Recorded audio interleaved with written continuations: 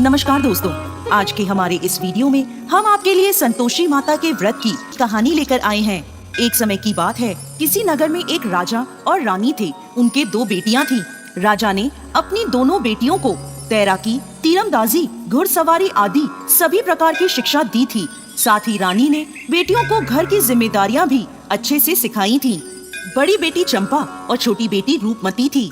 चंपा थोड़ी सांवली थी, जबकि रूपमती नाम के समान रूपवान थी। रानी माँ हर शुक्रवार को पूरी विधि विधान से व्रत करती थी। उनके महल में एक धाइमा रहती थी, जो अपनी भतीजी से राजा की शादी करवाना चाहती थी। लेकिन राजा ने अपनी पसंद की राजकुमारी से शादी करी थी, इसलिए वो रानी माँ से चिढ़ती थी और हर समय सबके रानी माँ के खिलाफ कान भरती रहती थी।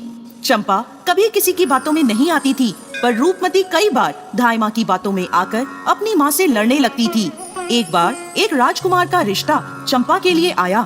राजा ने धूमधाम से चंपा की शादी कर दी और उस राजकुमार को घर जवाई बनाकर रख लिया।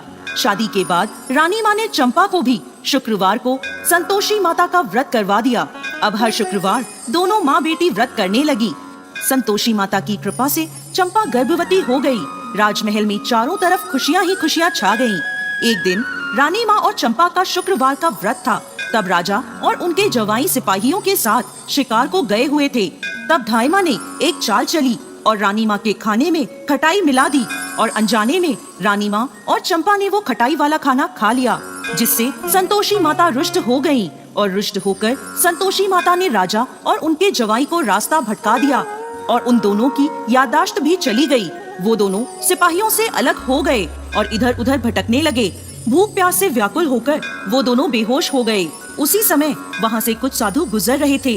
उन्हें बेहोश देख वो उन दोनों को अपने साथ अपने आश्रम में ले गए। सिपाहियों ने उन दोनों को खूब ढूंढा, पर वो दोनों नहीं मिले। तब सिपाही वापस महल आए और रानी माँ को सारी बात बताई। चंपा को जब ये पता चला तो वो बहुत रोई, पर रानी माँ ने अपनी जिम्मेदारी संभालते हुए चारों दिशाओं में सिपाहियों को राजा और जवाई को ढूंढने भेजा। कई दिनों बाद सब खाली हाथ ही वापस लौट आए। तब रानी माँ ने बड़ी बेटी चंपा को राज्यभार सौंप दिया और राजगद्दी पर बिठाया। अगले शुक्रवार रानी माँ और चंपा ने फिर से व्रत रखा। तब धाइमा ने फिर से चाल चली और उनके खाने में खटाई मिलाने लगी। लेकिन तभी रानी माँ ने उसे ऐसा करते देख लिया और उसे पकड़ लिया। पूछने पर धाइमा ने सारी बात बता दी कि उसने पहले भी खाने में खटाई मिलाई है। तब रानी माँ ने उसे कारागृह में डलवा दिया। अब रानी माँ और चंपा ने संतोषी माता से प्रार्थना करी, हे माँ संतोषी, आप हम सबकी माता हैं और हम आपके बच्चे हैं। हमारी भूल माफ करें माँ संतोषी और हमारे पति को वापस लाएं। तब उसी रात्रि को संतोषी माता राजा के स्वप्न में आईं और बोली, अरे राजा, उठ और अपने राज्य वापस जा। तेरा जवाई और तू मेरे प्रकोप को झेल रहे थे। अब तू अपने राज्य जा और मेरा एक मंदिर बनवा।